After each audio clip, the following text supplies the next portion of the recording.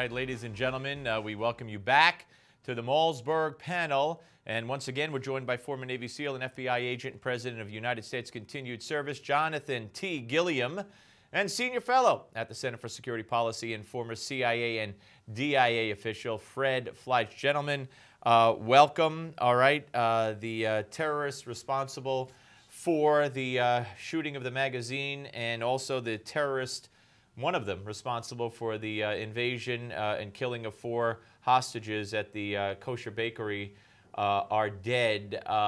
Fred, shocking stuff today. It really is shocking, and there's a lot that we have to talk about. Can I first say that I was outraged when that Islamist asked if you were Jewish yesterday on the air? Thought you handled that very well. Thank you. Appreciate that. There's really a lot to talk about on what happened in France. These were not homegrown terrorists. These were professionally trained attackers using military-grade weapons. And the purpose of al-Qaeda right now is not to blow up aircraft. It's to stage attacks like this that paralyzes a country.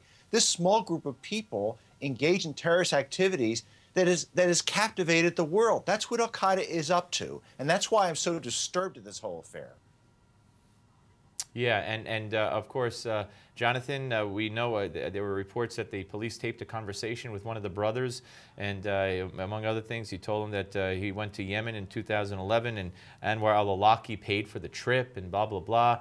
I mean, they wanted to really stress that they were part of this broader, organized picture.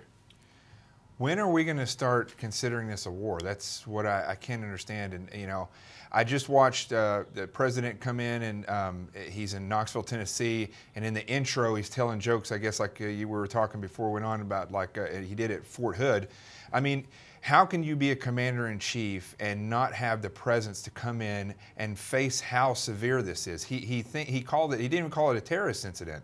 So I can't understand when you have databases and when you have interviews of people that are known to be traveling over, why these countries aren't realizing that this is a war and these people need to be held as prisoners of war once they show that they're committed to this fight. It makes no sense to me. Yeah, I mean, Fred, things have to change. I mean, I don't know to what extent, but how on earth was the one brother who did what he did and was in jail for what he did, how was he ever on the streets? Well, there's a real problem in France. There are so many of these Islamist suspects. The government can't follow all of them. There's thousands of them, and some of them are in so-called no-go zones. There's, I hear, several hundred of these no-go zones in the country of France where which means, I don't want to interrupt, which means police don't go into there. Is that it? Police can't go in there. There's no mail service. There's even Sharia courts running these areas. So, I mean, this. Well, then it's a country. Then it's a country within a country. I mean, it's a country within a country. Is that where Western Europe is headed on the whole, Fred? It looks like that European governments have been far too tolerant of these various groups that do not want to assimilate, do not want to be part of their society. Yeah, I mean, Jonathan, I mean, is that where we're all headed? We're going to have, France overrun by zones where you can't enforce the law, and they're going to hatch terrorist plots. Is that where we're headed here under this current climate in this country with this president? Well, I mean, if you start at the city level like de Blasio and you move up to the president, you see that the minds are very similar, the thought process is very similar. And, I hate to say this, you can't even write the script for what we're saying these days. The mayor of New York is a communist, and the president of Russia is actually getting this correct. I mean, he's literally realized that they're fighting a war, so when it comes to Chechens, he goes in and dominates because he doesn't look at it as a law enforcement issue. He looks at it as a war. You couldn't have scripted that back in the 80s, but that's the fact of the way it is. Yeah, I mean, Fred, I just don't even know where we're headed. I mean, when you have a totally detached president of the United States who he mentioned the word terrorism today, but in passing, we just have to hold our breath until he's out in 2 years, and then get serious about this, because he'll never allow it. took several years for this president even to admit that acts like this were terrorism, not simply an act of violence.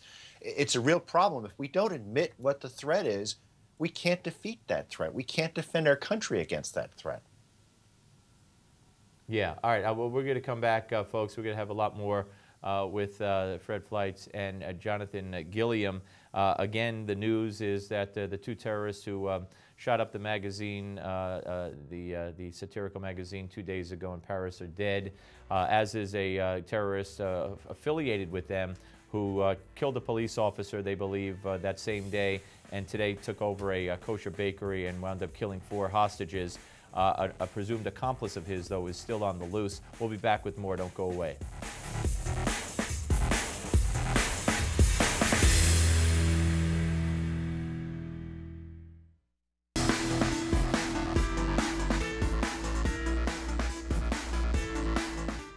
I do feel safe in New York.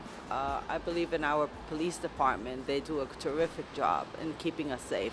We see them all around, and even though we know that it's not completely safe, there's something could happen any day, you know, it's what it is, you know, but we're not afraid in New York. I feel safe walking our streets.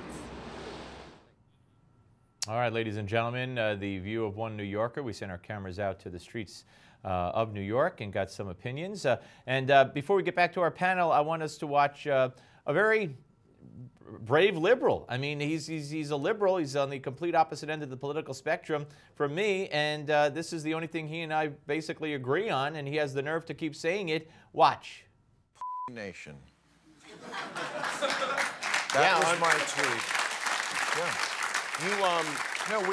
We have to stop saying, when something like this that happened in Paris today, we have to stop saying, well, we should not insult a great religion. First of all, there are no great religions. They're all stupid and dangerous. And we should insult them, and we should be able to insult whatever we want. That is what free speech is like. All right. Well, I don't agree with him on that, obviously, but he went on to talk about, you know, that Islam, you know, they'll chop your head off in Mecca, and if there would be beheadings in the Vatican, we'd all know about it, but no one has the nerve to talk about what goes on. He talks about the religion of Islam, and if you convert, what happens, and the whole thing. I mean, he's sitting there, you know, telling it like it is. Joining us once again, now we have Jonathan Gilliam and Fred Fleitz on the Malzberg panel. Jonathan, again, it all comes down to you know, recognizing the enemy. And once again, we have a report here from Reuters. There's warnings that Al-Qaeda in Syria is planning mass attacks on the West, specifically in Britain. I mean, you know, it seems like, I don't know, have they work in cycles. Have they reached a point where they've decided, there's been plenty of fatwas and messages online and social media. Is this a time period now where we really have to be on the lookout? We should always be on the lookout. And that was one thing that I never understood when I was in the federal government, was that they like to put a lot of importance on known threats. The reality is we're under these threats all the time. It's the same group. You know, we need to stop individualizing these groups and just look at them as one combative group. And, you know, going to what Bill Maher was just saying there, I mean, again, you can't script this stuff that we would actually agree with Bill Maher, but the fact is, you know, he is right about the Muslim community and them policing themselves. But what is, people have to start realizing is you cannot just say what you want. You may have the right to, but as it was shown in Paris, these people will target you and they will kill you. That's the enemy that we're facing today. All right, well, interesting. I want to follow up on that. So what do you mean you just can't say what you want? Because, so you are suggesting people not provoke the terrorists? Nope. What I'm saying is that if you want to say it, you better prepare yourself to be attacked.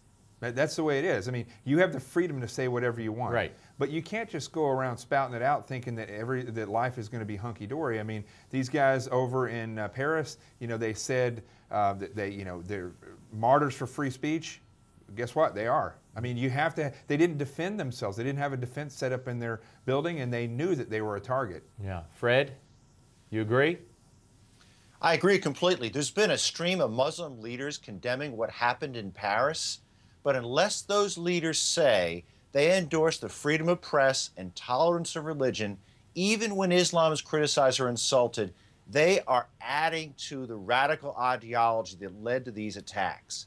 And basically, you're not going to see any of these leaders say that, because they're basically looking the other way because they don't want Islam criticized in any way.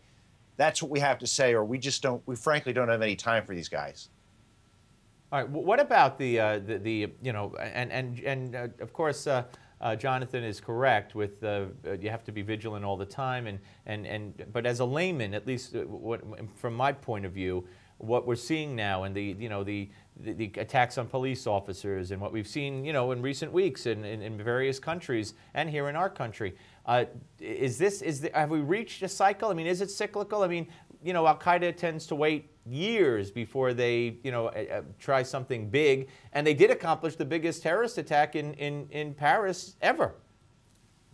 Well, it was a significant attack, but it was really a small number of attackers, but they got the propaganda value they were looking for. They know it's difficult to blow up major airliners. They'd like to do that, so they've turned to smaller attacks.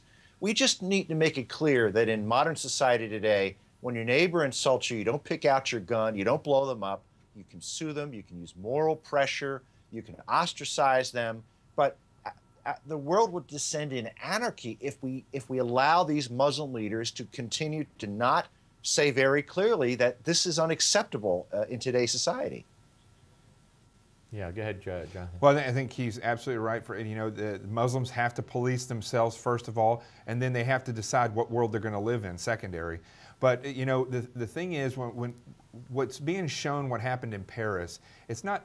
You know, I've even been guilty of saying it's an evolution in terrorism. It's an evolution in the westernized countries for the way that they're attacking. The fact is, they use these tactics of, you know, using guns, going into malls, shooting up places, taking hostages and killing them. That's how they've spread so quickly in the Middle East, in Syria and Iraq as we leave, because they're just really good at using the small attacks to instill major fear. And now we see now that they're figuring out that, hey, we can do this over here, give guys a little bit of training, send them back over there, and they can do really, really well-coordinated attacks. Fred, do we, and let's not forget also cars. There's been lots of instances of people running people over with cars. Fred, do we let people who go over there to Syria or whatever, do we let them come back and you know, into this country, or do we have safeguards against that? Well, unfortunately, unlike the UK, the Obama administration is not stopping Americans who travel to Syria or Iraq from returning. I don't frankly understand that. I guess maybe they think there's some intelligence value or they have some type of constitutional right. But I think Congress has to take steps that if you fight for a foreign terrorist force in Iraq or Syria, you're not getting back into the United States. I mean, Jonathan, that's a no-brainer. Well, Catherine Herridge did a report that I'd never even heard of, this incident where a guy went over and fought for the Kurds. He basically went on Facebook, saw this site. He's a veteran, I think an Army veteran, and it was like Wednesday. By Sunday, he was on the front line for the Kurds. So if he can do that, I mean, anybody else can do that and go over to Syria and not even be tracked. Well, once they go, man, just that's where you go. In this day and age, we got to change that. Otherwise, we're in big trouble. Hey, guys, have a great weekend. Stay safe. Fred Fleitz and Jonathan Gilliam, as always, appreciate it. We'll be back with the resident scholar at the American Enterprise Institute, Michael Rubin. But first, let's take a look back at this historic day with this hour's American moment. Oh, okay, I'll tell you a little bit. No, there is no American moment, but we tried.